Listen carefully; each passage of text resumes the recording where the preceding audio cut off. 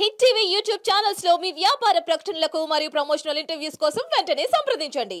రెండో విషయం వచ్చేసరికి బంగ్లాదేశ్ ఇష్యూని కూడా ఏ విధంగా దింపినారు. దాంట్లో నేను మొత్తం బాగా పూర్తిగా చూడటం జరిగింది. ఎందుకు ఈ విధమైన ఒక ప్రజల్లో ఒక అభద్రతా భావం వచ్చిందంటే దానికి నాకున్న ఇన్ఫర్మేషన్ ప్రకారం 1972లో ఎవరైతే పాకిస్తాన్ నుంచి ఈస్ట్ పాకిస్తాన్గా పక్కకి రావాలనుకున్నారో పక్కకు వచ్చారో ఆ రోజు ఆ ఉద్యమంలో ఎవరైతే 1972 ఉద్యమంలో పాల్గొన్నారో వాళ్ళకు సంబంధించి ఆ ఉద్యమకారులకు రిజర్వేషన్ అనేది ఉండేది.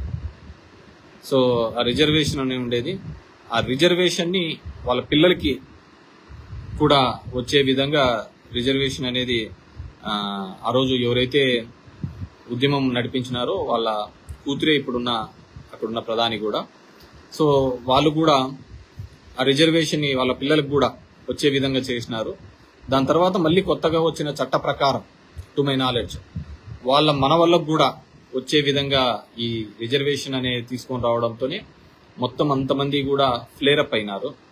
సో ఆ విధంగా కాకుండా కేవలం ప్రతిభ ఆధారితంగానే రిజర్వేషన్స్ ఉండాలి అనే దాని మీద ఆ విధంగా వెళ్ళిన తర్వాత మళ్ళీ అక్కడ సుప్రీంకోర్టు అది కొట్టివేసిన తర్వాత కూడా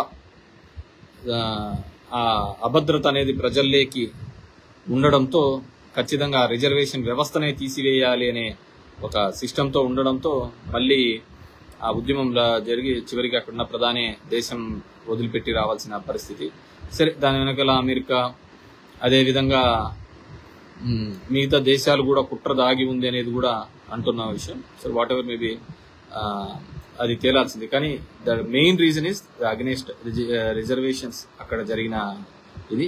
మరి అలాంటిది కూడా మన భారతదేశంలో కూడా మళ్ళీ ఏమన్నా మొదలవుతుంది అనేది. హిట్ టీవీ యాప్ ని డౌన్లోడ్ చేసుకోండి. ఇందులో short news, live news, entertainment movies అన్ని అవైలబుల్ గా ఉన్నాయి. Please download hit TV app. Hit TV app ని ఫ్రీగా డౌన్లోడ్ చేసుకోండి.